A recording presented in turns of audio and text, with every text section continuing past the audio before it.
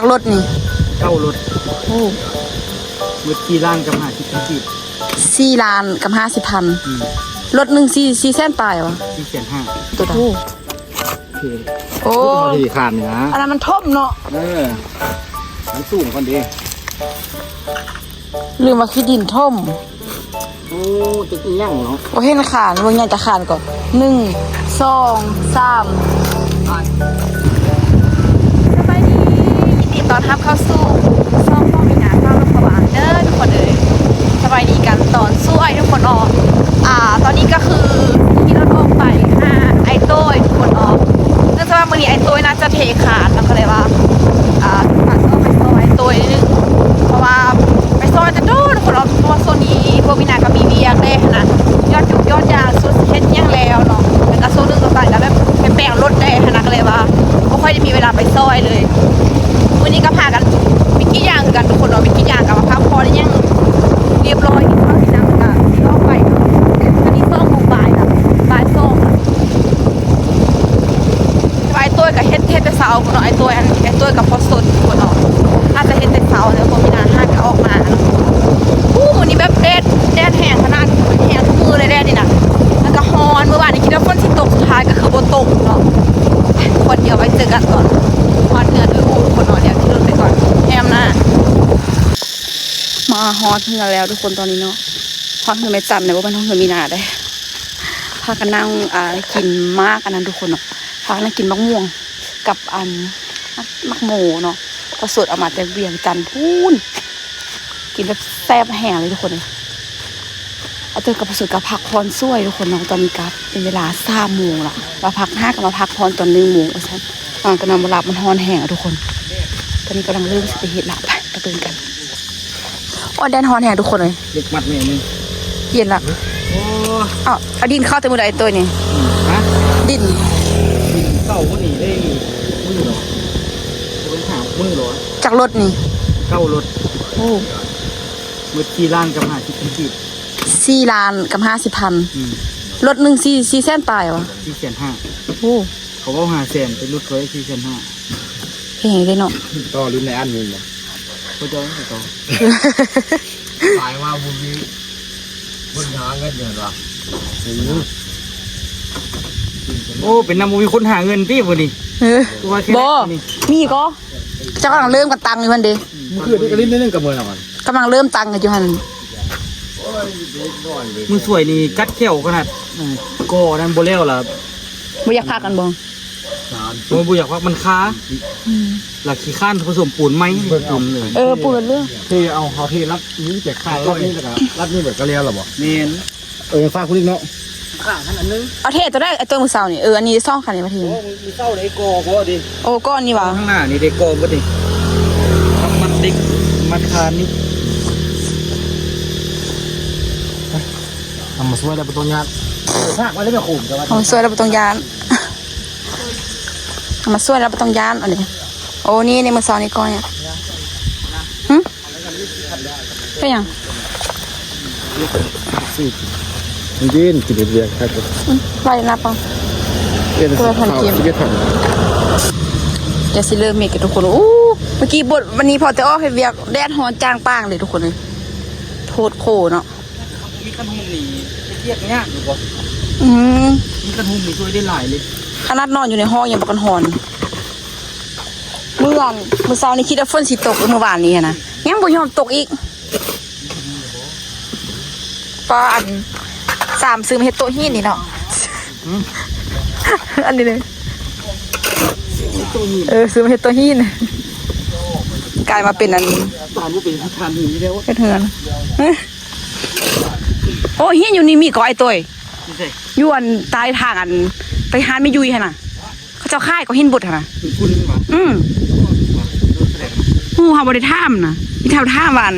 ท่ามลูกเราว่าค่ายไว้แล้วว่าแล้วก็จะเฮ็ดทางสินะเวลาเรามาไว้เหือนขนาดไว้ลอกสั่งเขาเกินนะโบตี้เราก็เฮ็ดเกี่ยวกับพวกผู้เบียร์เนี่ยที่เขาย้ายมาแล้วนะซื้อสร้างมาแล้วก็น่าจะบริเฮ็ดเนี่ยแต่เขาท่ามดูหรอว่ามาค่ายว่าจะหาบุหัวค่ายหรือเท่าได้ว่ากินนี่นะมากินไก่ตัวนี่นะมั้งนี่ยังเอฟซี ตักแล้วตักแล้ว นี่มีน้ำเขียวด้วยเบิ้ลเบิ้ล ผสมปูนกับทุกคนนี่มันจะออโต้ รอล่าเด็กตาย ตัดหินเซโร่ดิฮะตัดหินเซโร่รอนึง ผสมจะทัดเปล่าฮี่นี่รถเท่าไหร่ตัวฮี่นี่นะฮี่นี่รถเท่าไหร่ หินฟังเขาล้านเจ็ด รถใหญ่เปล่าร ถ6 ล้อ โอ้ ใช่แซงล่างเลย แพงเนาะก็ร้านจิตปุ่นนะ ตายอ่ะ หิน เมื่อกี้เงิน30 ล้านล่ะ ท่องไว้แค่เริ่ม เราจ้างเขาดีบูรุษละ40 ไป50ใกล้เป็นคนเป็นห้างคือค้านี่แล้วกับมดเรียกนักเลยนะตัน เนาะการได้พกโก้เนาะในการแล้วก็ยังโตเศร้าอีกบ่อยตัวต่อขึ้นไล่บ่ เม็ดนึง ต่อขึ้นแบบหนึ่งตั้มเนาะต่อขึ้นแบบหนึ่ง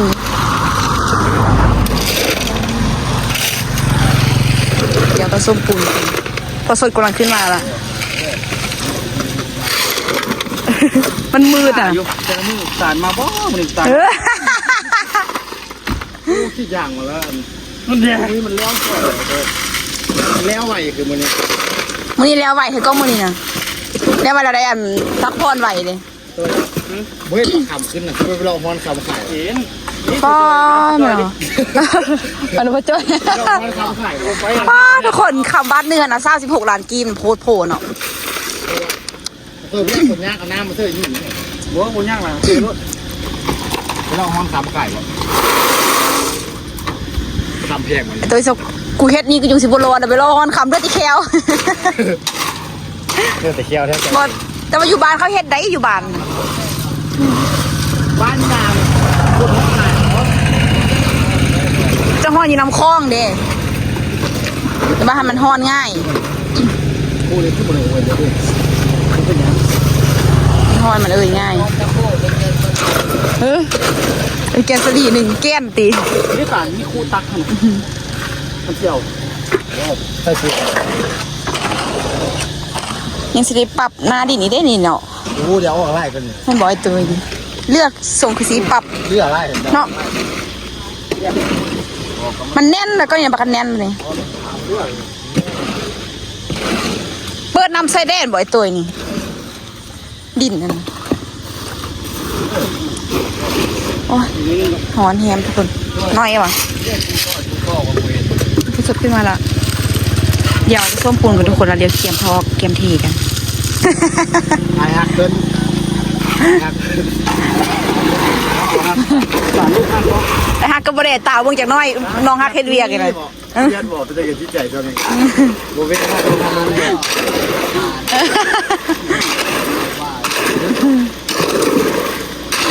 ก็ไปตุยโอ้แล้วปานนี้เพิ่นว่า นั่นหลายโหดป่ะดิ เฮาอยู่ว่าแล้วปานนี้เพิ่นว่าบ่แล้ว เดี๋ยวรถ โอ้บทซะเมื่อกี้ก็ดีแล้วนะบทแดดจัง โอ้เละพูดว่ะ อะไรเฮาเป็นแล้วแท้มีแต่ก้อนหินผสมเธอจะเป่าไอ้ตัวเธอซ่องเป่าอ่ะ ต่อเดียว ต้นตาลมาสิผสมซ้ำเป่าประเดียวเลยก็ได้ สบายเลยนะ นี่ห้าเรียงนะ นี่5คำติ จะห้ามีค่ำให้เริ่มเรียง ตอนนี้3 โมงปลายแล้วแป๊บเดียวนึงทุกคนมือนึงคือว่าหมดไปไวคือว่า5กะลินปีใหม่เมื่อกี้นิดนึงเนาะทันยังอ่ะฮอดท้ายเดือนละ การดูเป็นที่ยางทั้งว่าเลยอันแจ้งไว้อันนอนไว้อีกเหมือนกันแจ้งไว้ไหน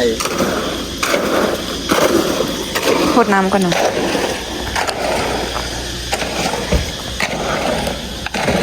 พอสดกะก้อบอกพอสดอันนี้แห้งๆทุกคนเลยนี่เทโอเทตัวนี้เนาะ1 2 3ยังพันได้เทกันนะพวกนี้มัดเหล็กมาเลย4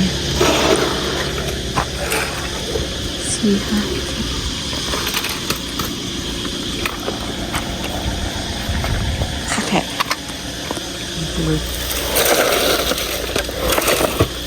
ป้าลงพื้นเหมือน การละเป่าพักแบบรถน้ำรถเก่า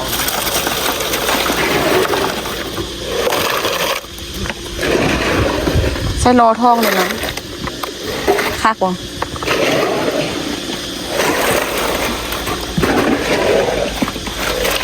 ก็มืองมเลย มือแก่ว่า เออ จะพุบเลยวะ ยังว่ามึงงมเลยเขายังว่าล่ะอืม พวกคนสุดมาแล้วเลย เอารถคันนั้นเขาเป็นอะไรสันรถพลายเหรอบอลนะเต้วอยู่ นั่นน่ะเรื่องที่ รถพลายเหรอบอทรงหินทรงบอกมาเป็นทางก่อนโอ้ด้านบนละดีใจเด้เข้าห้องมาไม้เล็กเพิ่นก็มีเอามือเสาะเนาะผู้ตักผู้เทเนาะ บ่มึงนะที่บ่มาแล้วมันไหวโคตร ไอ้ดูดิเท่ดูดิคน งานมันเป็นอย่าง เป็นคนละอันคนละหน้าใส่รุ่นต้นตาเอามือเคี่ยปุ่นน่ะ เล็กข้างก็มีเอามือเคี่ยเล่นสินะเล่นใจหอนพูดได้ทอนมีได้ทุกคนนะบึ้งเตี้ยแห้งแห้งแล้วก็ตอนค่ำมาว่ามันก็จะจูดให้จูดเอ่ย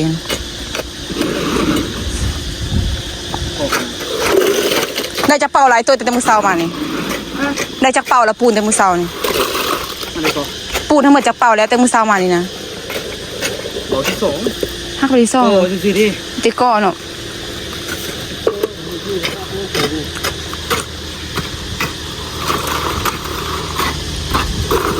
ตัวไปผู้คนผู้ตักต้นตาลผู้มาทอผู้สุดผู้ทั้งตักปูนลงอันนี้หมด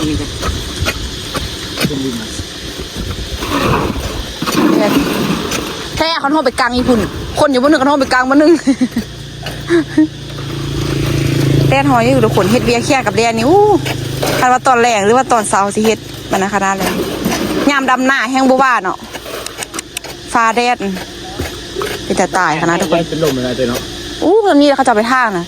แล้วก็แรงนี่ก็เริ่มจูดให้แล้วกันฮอนหมดแหละนี่หมดเป่าแล้วนะเฮ็ดคนละหน้าไปทุกคนเนาะไม่ต้องเฮ็ดประเทศนึงมันกระไวเขาปากเลยสมมติอ่ะไปเถอะวะ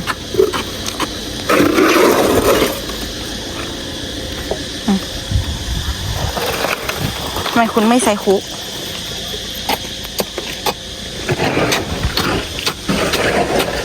หมด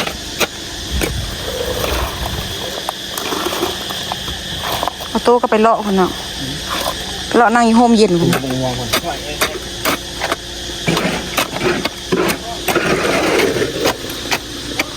หมดเดี๋ยวคนพูดไหมก่อนทุกคนจะมันเททางนั้นเอาทางนี้เนาะยังทางนี้นี่ทางนั้นก็ยังพันเต็มเลยนะยังเทนี่รู้สึกฮอนแหงเข้าโฮมก่อนทุกคนเดี๋ยวรอบที่สองในวันหนึ่งได้นะปวดนี้นะ วัดดินลงกันแล้วไอ้หอกตำดินลงกันแล้วนะ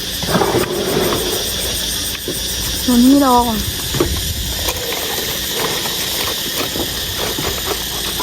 เส้นเต็มเลยมาเตยเส้นเต็มเลย เนี่ย เส้นเต็มเลยวะ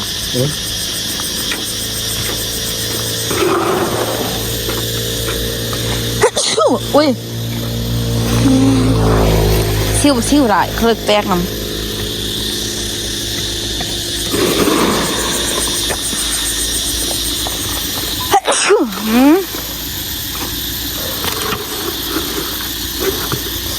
ำหัวแล้วมันจะเป็นไอ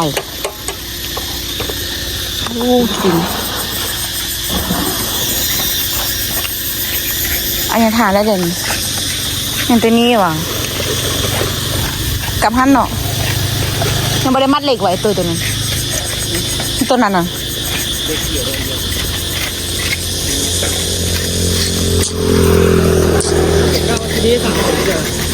จะพูดตัวต้องกลางไว้ ว่า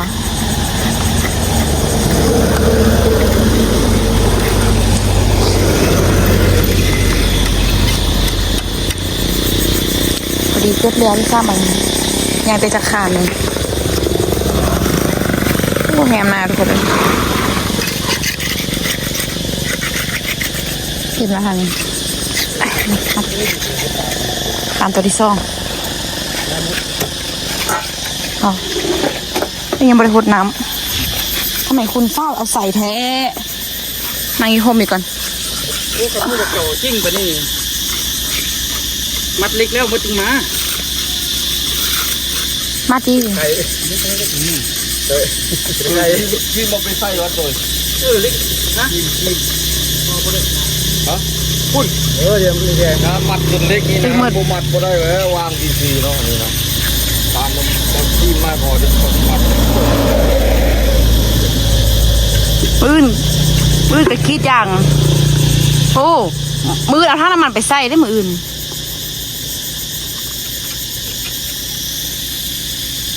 จะคือจะกินรถกันเนาะใส่น้ำมันมาเนี่ย มันฮอนเด้แล้วเขาจะไปยักหมดแล้วเปิดไหม ลูกนี่สิดูยังลูกน้อยเลยให้ อู้เย็นเด้พ่อเย็นขนาดนั่งยังไม่กันเย็นทุกคนห่มหมดอีกละ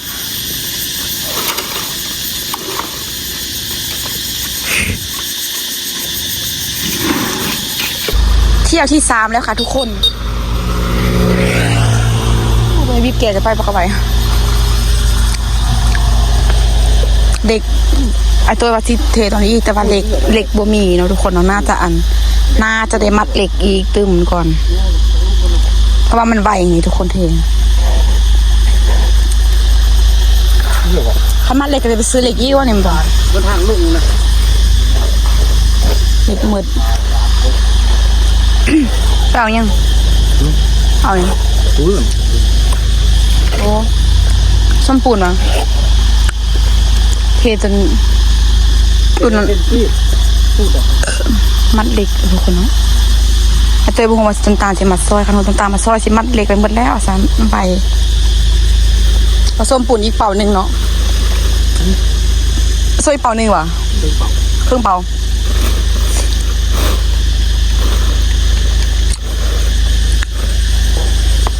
ผมก็ได้ที่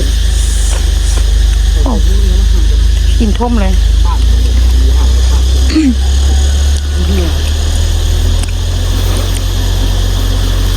ในโลกได้ง่ายกว่าบอกไว้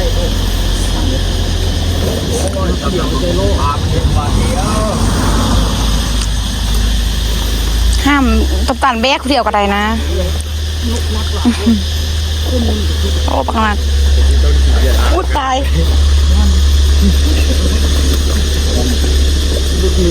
น้ำเหือออกหมดแล้วได้ต้องได้เติมน้ำก็เติมน้ำเกลือ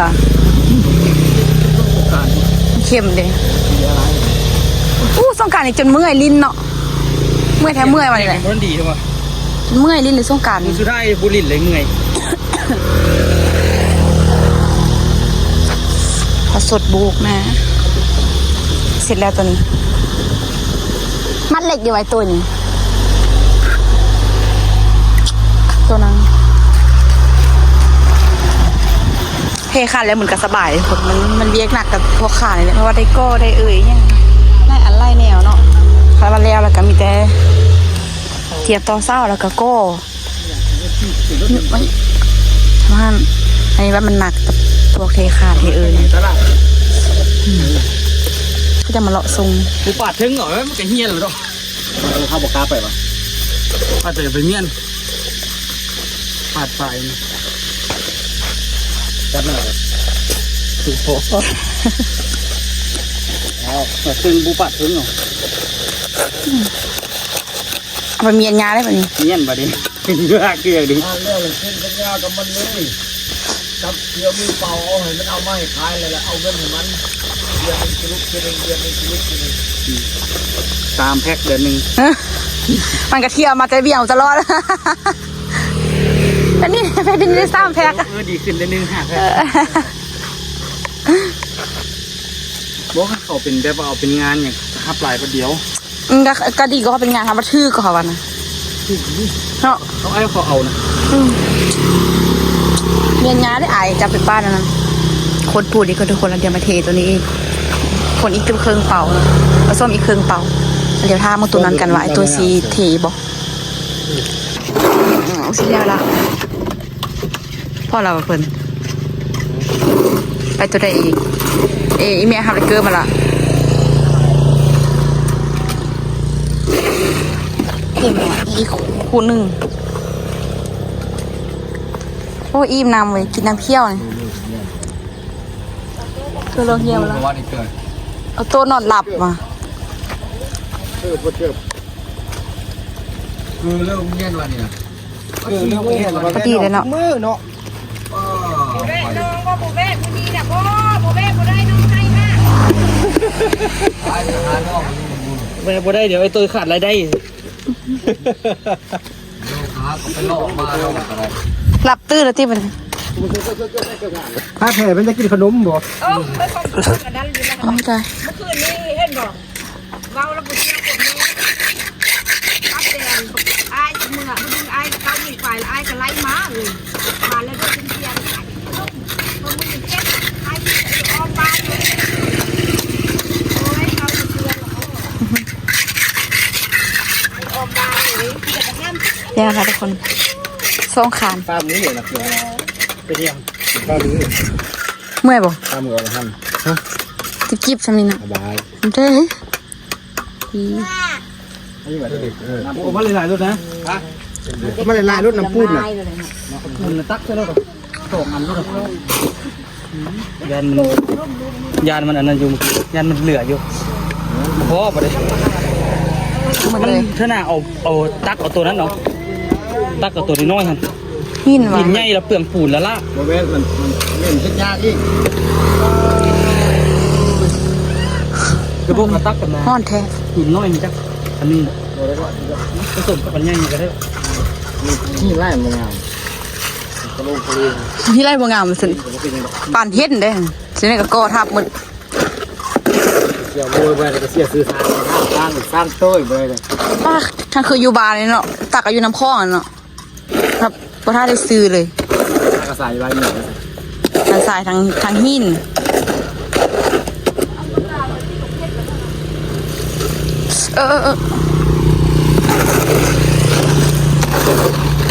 ดินเห็นยังคุณดินเห็นยัง ที่เลยเนาะที่คัน เทตัวนี้ป่ะเทตัวดา ที่ โอ้ ที่คันนะ อันนั้นมันท่มเนาะ มันสูงคนดี ลืมว่าขี้ดินท่ม โอ้ตึกยั่งเนาะ โอ้เห็นขานวงใหญ่จะขานก่อน1 2 3 เป็นหลังหลังที่เราพออัพขนาดนี้เลยเอาลงเลย ยังสร้างขานวะ4กับตัวนั้นเนาะ4กับตัวนั้นดิกับตัวอันเครื่องจีเทไหม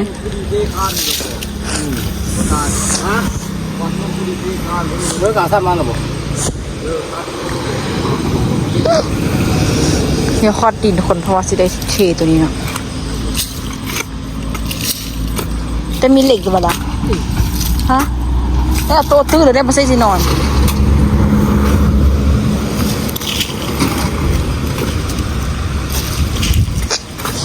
คิดว่าเอาตัวนอนสังกีไทเกอร์มาแวะ5ตื่นแบบมือตาขยัดละโอ้โหแล้วพวกอันนี้ก็เฮ็ดจากสีเพิ่นอันนี้นะมีเฮ็ดจากสีนี่ตัวนี้นะเฮ็ดให้ยังวะนี่นะนี่นะ ที่คันล็อกดึงเลยเลย นั่นหรอดึงอันนั้นไว้สิวะดึงเศร้ามันไว้เด้อย่างอันนึงเล็กๆนะบริเทตัวนั้นเนาะตัวนี้นี่ตอนได้มัดไหมมันบอกตัวนี้ที่ตอนได้มัดไหมทุกคนโตขึ้นมาละอู้สิไปฉันเอาไปเก็บผักวะลืมเลือกเล่นขาตัวนี้อันขี้ดินมันท่มอยู่เคลื่อนเราลูกหมด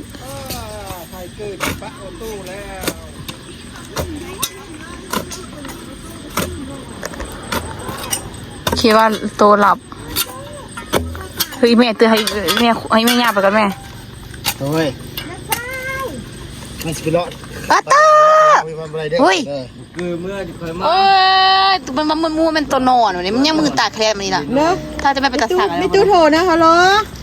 ตู้คูนะเอาโตจากลมเด้ออารมณ์อันนี้ใครเป็นโทรศัพท์แท้นะ มันบ่ได้เด้ สิได้ ตาแล้วเพิ่นข้ามมาแล้วเพิ่นก็รอดโทรห้าผู้ใดผู้นี้สิบ่มื้อนั้นหั่นน่ะ โทรไปโทรให้เด้ เพิ่นแล้วมาโทรห้าหรือคิดว่ามันเอ้าอู้มียังเนาะมาโทรมาโทรกลับแล้วมันเอาโตโทร ได้พอดีคานนี่ โอ้แล้วมาโทรห้าผู้นั้นผู้นี้ ทางไงล่ะเขี้ยไปได้ไหนจ้อยทางไม่ทีเจอไปละเขี้ย เอาไปทีขาย แล้วไปอยู่นี่น่ะ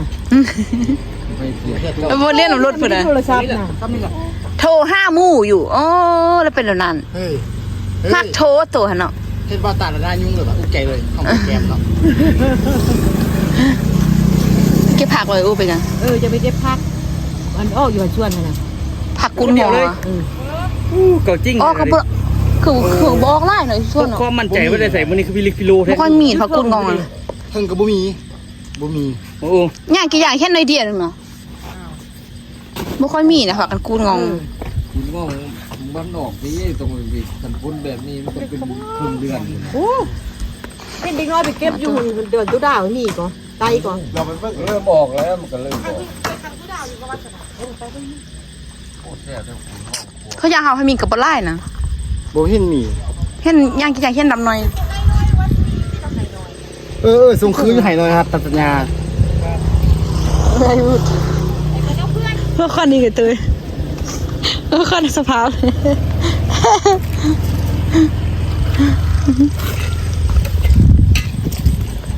เอาขันโอ้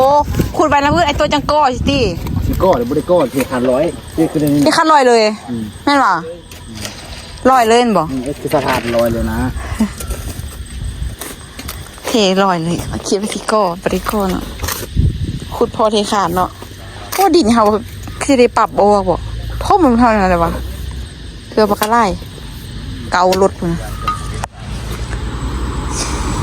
เดี๋ยวพอสดแบ่งตัวนั้นท่าทุกคนเนาะเดี๋ยวไอ้ตัวกับต้นตาลขุดตัวนี้เลยกะให้พอสดประกอบตัวนั้นแล้วเรากลับไปถีกันคนเดียวไหวแท้นี่นะคนละเบียงนี่เนาะแต่แล้วไหวใช่ไหม มาคุยเด้อ เกิดไข้มืออื่นเนาะติ นี่ลิฟต์เส้นทางน้ำมันรถก่อนว่านี่ลิฟต์เส้นทางน้ำมันรถ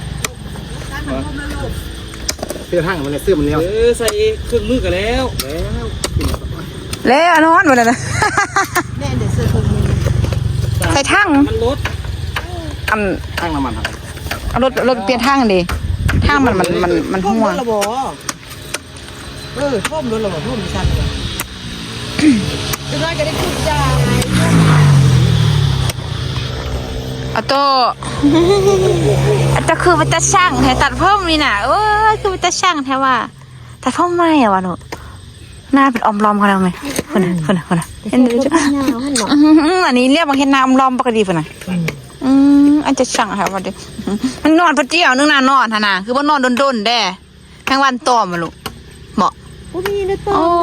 ตายักตื่นบ่ ตื่นนอนน้อยดิ้นไล่นะเดี๋ยวนี้นะ ตัวนี้มักลิ้นตัวนี้นะมักลิ้นตัวนี้นะ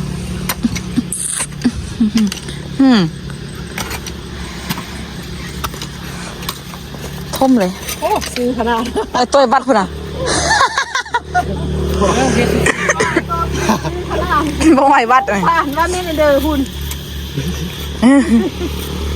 กินข้างนี่โดยให้อภัย แทกดีก็น่าแบบคนละเส้นเลย โดยให้อภัยไม่ยังโดด